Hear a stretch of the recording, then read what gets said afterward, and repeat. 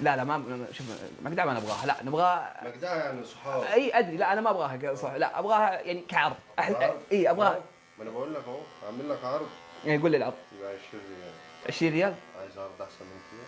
لا والله حلوه، بس اسمع انا طماع، طماع. واحنا في القصيم الحين، يعني ايش الريال صعب يطلع، اه. خليها 15 وبيني وبينك، 15. واتكلنا على الله احنا نتوكل على الله من غير اي حاجه. ونعم بالله، فاتكلنا على الله 15. ترى ما تبغى بمشي لا ما انت حمشي لا، حمشي ما حمشي ينفعش طبعا. خلاص 15. يطلع 15. الله يسعدك يلا. تدري زمان كانوا عندنا بيحلوا بالبيض والذره. ها بيض وذره؟ اي تعطيه حبه بيض يحلك. إيه.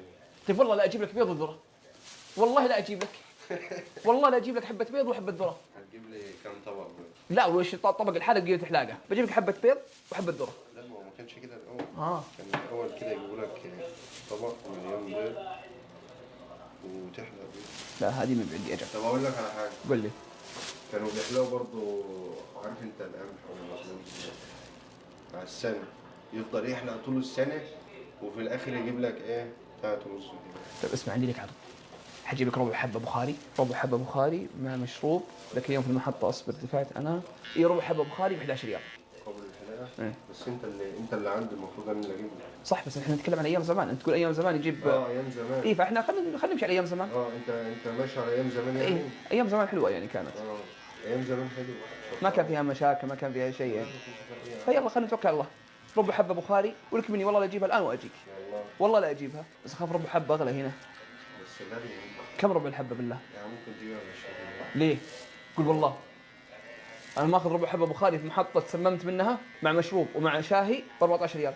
14 ريال. اي بس تسممت، لا قبل كم يوم خلصنا مع علاء. الله يسعدك يا رب. شوفوا صراحه انت يعني خففت الشنب بزياده يعني. إيه. والدقن فما عجبني صراحه، فانت قلت الحلاقه 15 صح؟ ايه. ب 10 ما عجبني. خلاص ممكن ما يدفعش فلوس خالص. لا انت يا اخي هاي عيال يحرجني، عيال يحرجني. حبيبي يا عماله الله يسعدك يا رب. لا مضبوطه ما شاء الله يا جماعه، حطوا في بالكم عندي قاعده انا قسما بالله، ألذ الاكل محلات صغيره، افضل حلاقه محلات صغيره، معليش صح ولا لا يا عماله؟ يجيك المحلات الكبيره وما ادري ايش يسوي لك اشياء كثيره في النهايه يجيش انا اكل غلط. فعلا. فربنا يسعدك يا رب. بسم الله تو ما طلع وجهك يا وليدي. شكرا يا حبيبنا الله يسعدك يا رب. بسم الله. هذا ايش؟ ابشر في عادل اهو اشتراك.